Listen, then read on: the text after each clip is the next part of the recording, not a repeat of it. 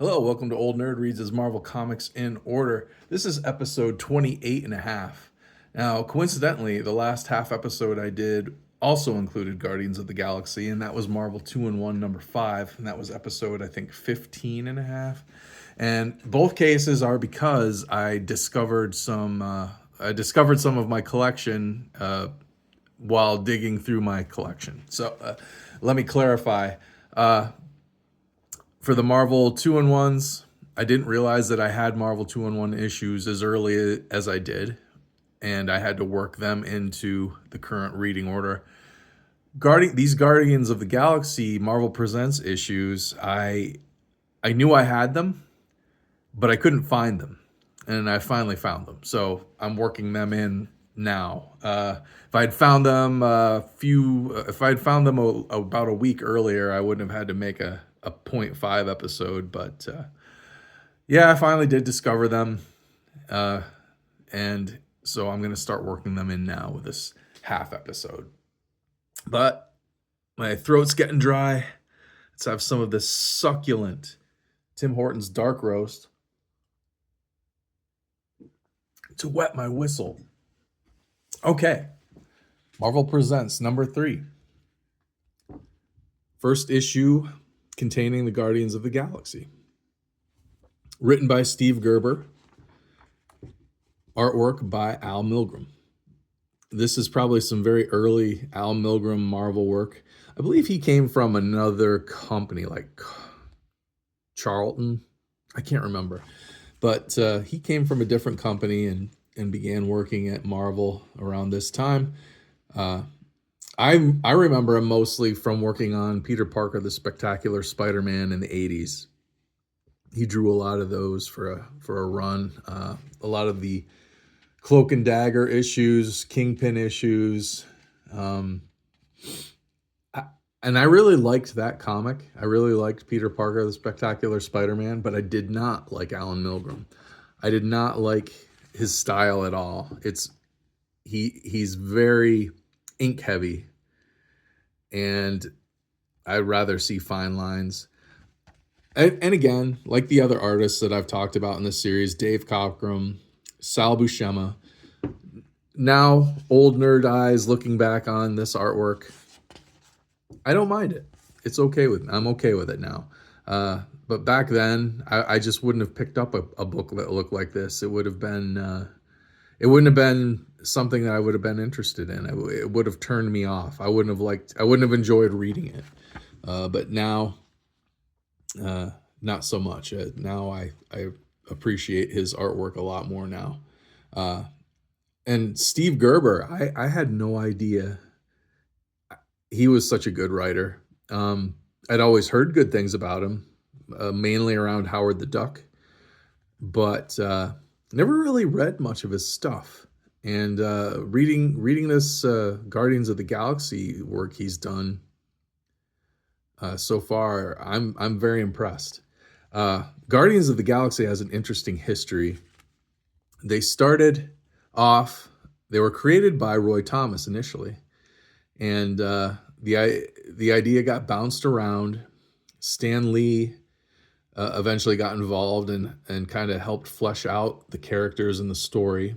And the Guardians of the Galaxy, the original team, made their first appearance in 1969 in an issue of, I forget the name of the book that they came out in, but they came and went real quick. And then it wasn't until 5 years or so later, when in Marvel 2-in-1, which I did the last 1/2 episode video I made on Marvel 2-in-1 number 5. That was the first time they'd appeared again, and that was by Steve Gerber.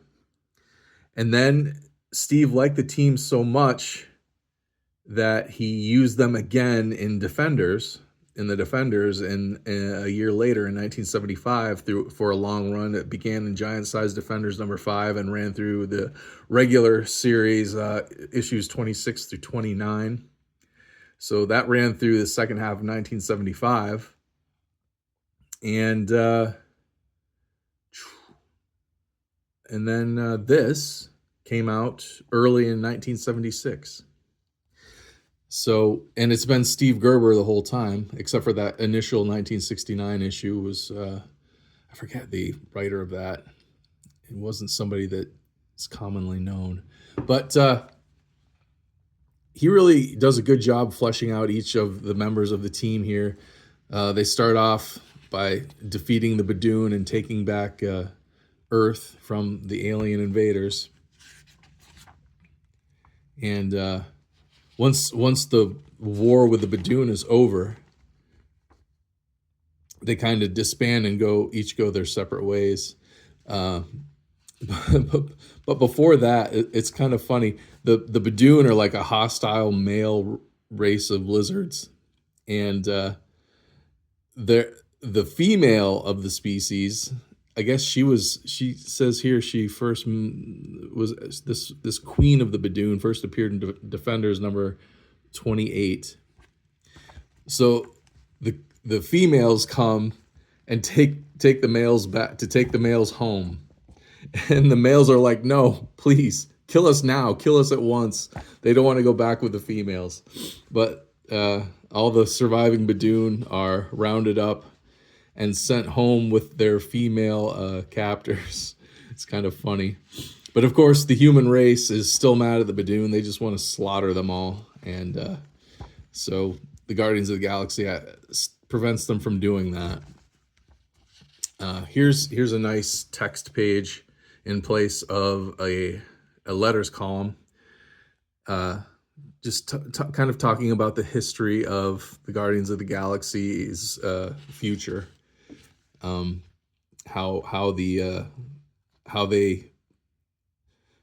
humanity through science spread across our solar system to populate some of the worlds in our solar system and mine the resources from there. And another text page that's part of the story where Starhawk relates how humanity has a chance now that they're free again. They have a chance to expand and go out into the galaxy without their hostilities, without their prejudices, without their fear of others. And it's up to them now to create a future that is peaceful and prosperous. But then we have each of the members of the team doing their own solo thing after the war is over. They don't really know what to do. Each one kind of finds that they don't have a place on Earth anymore, and they're kind of discouraged. And but luckily for them, Starhawk has already come up with a mission for them and beams them all aboard their starship, USS Captain America, which looks like an upset, it looks basically like the USS Enterprise. But that's the end of this first issue.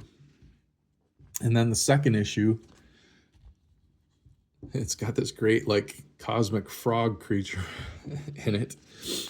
He's basically like a Galactus type of entity. He roams around feeding on the destruction of planets.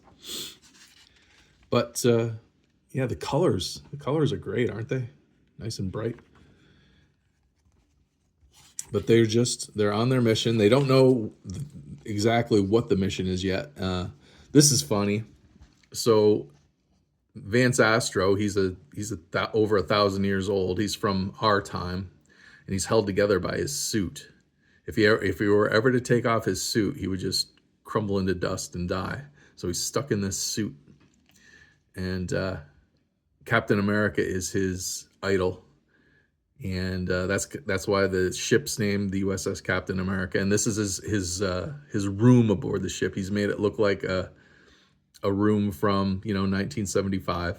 And this is funny that back then they were always doing this stuff. Origins of Marvel Comics, Son of Origins, Stan Lee. He has those books on his shelf in his room.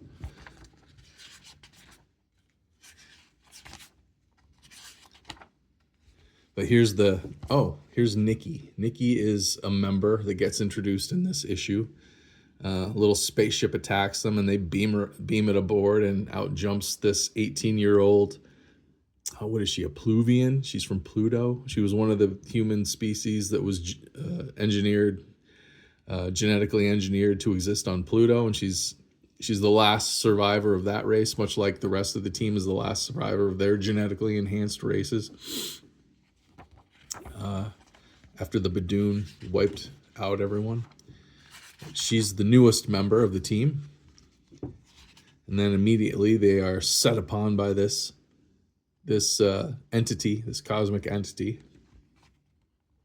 We get a little more backstory on Starhawk. He's actually two people in one. This woman is part of him as well, and she comes out every once in a while, apparently. We're just finding out. Oh, and another text page. Steve Gerber kind of writes, again, the future history, what led up to the Guardians of the Galaxy between 1975 and 3015 when this takes place. And it gives you a little recap down here of which issues that they've appeared in so far. Marvel 211, 5 and 6. Giant Size Defenders number 5. Defenders 26 through 29. Marvel Presents number 3, which was the previous issue. It just gives you a little background on the future history of our galaxy, which it's a timeline that I guess kind of got split off in Marvel time, so that the Marvel universe proper, this is not their future history. It's actually a separate timeline. But yeah, they decide that they're going to investigate this entity. Starhawk straps a biocorder onto himself and floats out into space, gets sucked into the entity, disappears. He's gone. Then the entity zaps the USS Captain America and fries it from the inside out. And the biocorder that Starhawk had strapped to him is floating out in space without Starhawk, so we assume he's dead. And the ship's going down, and that's the cliffhanger ending to the second issue. All right. It's a very complicated history.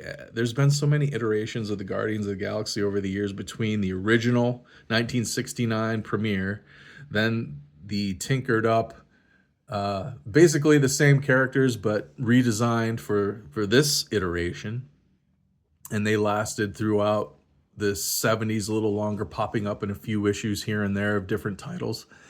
And then they kind of went dormant for 10 years until the early 90s, when they were rebooted again for a series that lasted about 60 issues, and then in the early 2000s revived again, I think, and then made into the feature film, which everybody seems to associate as the Guardians of the Galaxy nowadays. I never paid any attention to the Guardians of the Galaxy. This is my first time really exposing myself to it, so I'm learning all this now. It's a lot of information coming at me like a fire hose at this time. So anybody out there who can set the record straight, please comment down below, because I'm a little lost trying to figure all this out and balance it in my mind. Otherwise, I appreciate you being here. Please like, share, and subscribe, and I'll see you next time.